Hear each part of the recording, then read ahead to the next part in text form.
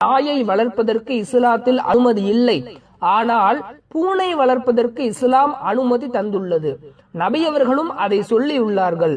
நபியவர்கள் காலத்திலேயே பள்ளிவாசலிலும் ஒரு கருப்பு பூனை வளர்க்கப்பட்டது. பூனையின் எச்சில் பட்ட தண்ணீர் அசுத்தமாகாது, பூனை உட்கார்ந்த இடம் அசுத்தமாகாது, அந்த இடத்தில் தொழுது கொள்ளலாம். பூனை நம்முடைய காலை சுற்றி வரக்கூடிய ஒரு பிராணி என்பதாக நபி அவர்கள் சொல்லியுள்ளார்கள். இஸ்லாத்தில் சொல்லப்பட்டுள்ள ஒவ்வொரு விஷயத்தையும் ஆய்வு செய்யும் விஞ்ஞானிகள் இந்த பூனை வளர்ப்பு பற்றியும் ஆய்வு செய்த போது அவர்களுக்கு ஒரு பெரும் அதிர்ச்சி காத்திருந்தது. ஏனென்றால் நபி அவர்கள் சொல்லும் ஒவ்வொரு விஷயமும் அவர்கள் நபி என்பதற்கு உதாரணமாக தான் அமைந்திருக்கிறது. சுபஹானல்லாஹ்.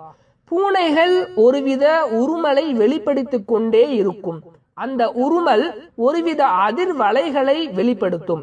அந்த அதிர்வலைகளின் அளவு அதிகபட்சமாக 20 ஹெர்ட்ஸ் முதல் 140 ஹெர்ட்ஸ் வரை இருப்பதாக கூறுகிறார்கள். அந்த அதிர்வலைகள் மனிதன் மீது படும்போது அவனில் எண்ணற்ற மாற்றங்கள் உடலில் ஏற்படுவதாக ஆய்வில் கண்டுபிடித்திருக்கிறார்கள் விஞ்ஞானிகள்.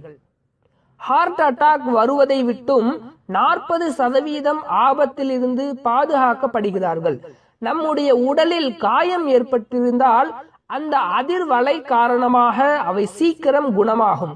மூச்சு திணறல் நீங்கும், இரத்த அழுத்தம் சீராகும், எலும்பு முறிவு ஏற்பட்டவர்களுக்கு சீக்கிரம் எலும்புகள் இணைந்துவிடும். உடல் வலி இருந்தால் பூனை வளர்ப்பதன் காரணமாக வலி சீக்கிரம் குணமாகும் என்றெல்லாம் ஆராய்ச்சியாளர்கள் கண்டுபிடித்திருக்கிறார்கள். சுபஹானல்லாஹ்.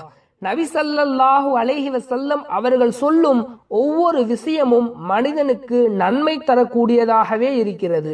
பூனையை அபசகுணமாக நினைக்கும் பலருக்கு மத்தியில் பூனையை வீட்டில் வளர்ப்பதற்கும் பள்ளிவாசலில் வளர்ப்பதற்கும் அனுமதி கொடுத்தது இஸ்லாம் மட்டுமே. சந்திரனும் தாரகையும் பார்த்து திகைத்து